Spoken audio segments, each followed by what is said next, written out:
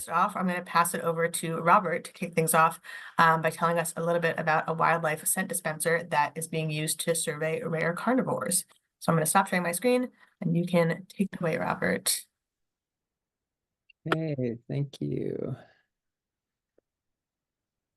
Can you see that? Yes, we can. Great.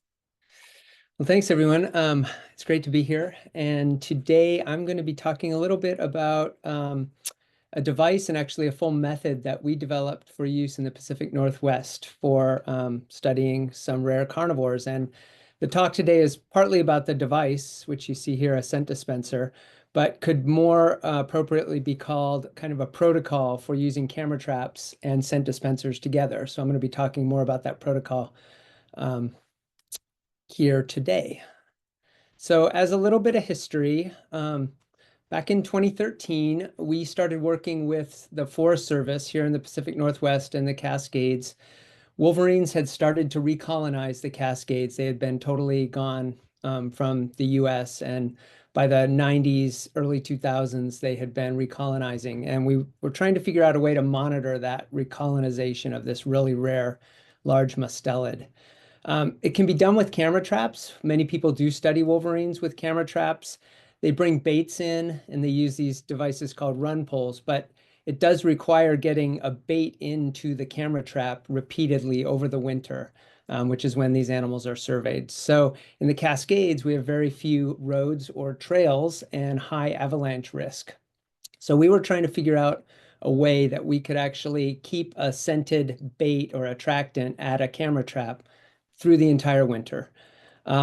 Luckily, we had a relationship with Microsoft Research, and an engineer named Mike Sinclair came to our rescue, and we started working with him and a biologist colleague from Idaho Fish and Game, Joel Sauter, and we ended up coming up with a new research device. We invented a wildlife scent dispenser. At first, it was just a few components in a metal box, but we were able to test it by deploying it in the Cascades at about 12 feet up in a tree because over the winter, the snow goes up and down. So we needed it high with a camera.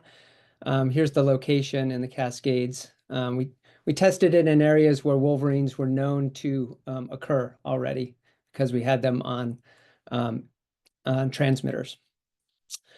We deployed them. This is actually some of the summer photos from the Cascades, which you can see even in summer, pretty difficult to get into. And it was highly successful. We had wolverines detected even months after we had deployed these camera traps at multiple locations. It kind of exceeded our expectations.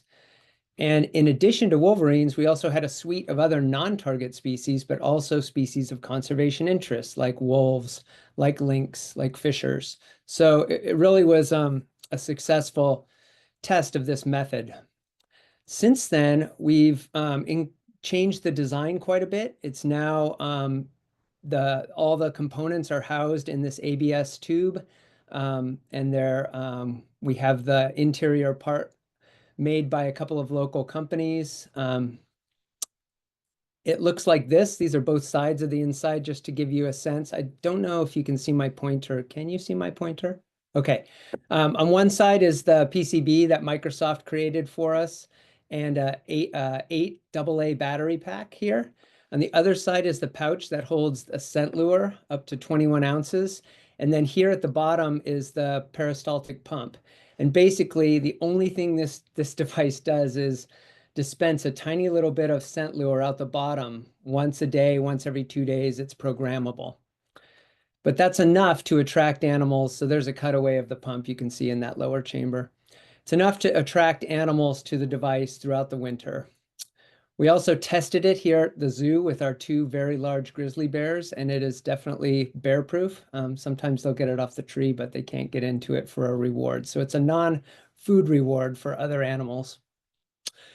Earlier this year, we finally published the protocol in Ecology and Evolution, so you can see it there. I'll put a link in the chat afterwards. But essentially, the dispenser is hung over a bone, just a beef bone, that collects that liquid scent that drips out.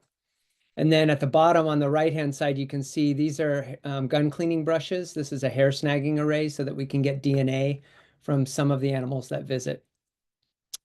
Here's the camera that's deployed opposite, and it's turned on its side, which is different than most camera trap deployments. And that gives us this big vertical view that we can see animals from the ground in non-snow all the way up to the actual bone in the winter. There's the camera with we deploy it with a roof over the top of it to protect it from snow and precipitation. This is the entire setup. This image is in the publication, so you don't have to look too closely, but kind of lays out exactly the protocol. And we're actually now producing these for other projects, making them available and selling them through the zoo. Our zoo staff does some of the heavy lifting in terms of cutting the big parts. And then we've got a little maker shop where volunteers assemble these devices. So we order all the parts and our zoo volunteers are able to assemble them. We have sold about and deployed about 300 each year over the past 3 years across, and they're being used across Western North America right now on a number of different, mostly mustelid focused projects, but starting to expand on that. These are some of the details from the manuscript. Again, you can just see all the different species on the left that were detected. This is over a 2-year period in Washington. And then you can see on the right, the detections over the course of the whole year. So you can see that different animals are detected fully, not just in the winter, but through the entire year. This is a little dense to go into, but it's also in the paper. It's the detections, the repeat detections at an individual site over the course of the deployment. So you can see that animals aren't just visiting once and then realizing there's no food reward and not coming back. They tend to come back over and over, which is important for things like occupancy modeling, where you want repeat detections over time. I'm going to skip that. We're actually have ongoing research and development on this project. We're constantly trying to upgrade the device based on feedback from the field. Right now in the upper left, you can see a brand new PCB or control board that's going to be rolled out starting next year. It's programmable. It's got an LCD screen, kind of like a camera trap. You can set it to delay the start. So you could deploy this unit in the summer, and then after bears maybe go into hibernation, have it turn on in the winter so that it's not running all summer. We're also moving to a new injection molded inside part that's going to be much simpler to assemble and much stronger and ultimately cheaper. And then we're experimenting with some other ways of including the scent lure. This is just a bottle off the shelf so that people could use different types of bottles if they wanted to for their scent lure.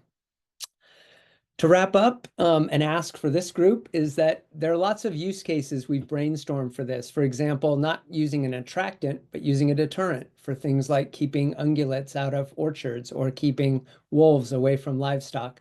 We haven't tested a lot of those, so if you have a project that you think has a good use case, I'd love to chat with you and maybe we can get a couple of the devices out for testing in your region for your objectives. So those are the requests, and yeah, I can take a question or two if I have time, and I'll try to stick around after depending on when we finish. Thanks. Thank you so much for that. That is so cool. And now I feel like I'm about to go down a rabbit hole of the world of those bags of scents and like who makes those and how those are formulated. And I love the North Cascades region, so I love hearing about that as well. I'm going to direct you to the chat for any other questions or potential collaborations that people might be putting in there. But thank you so much, Robert, for that awesome talk.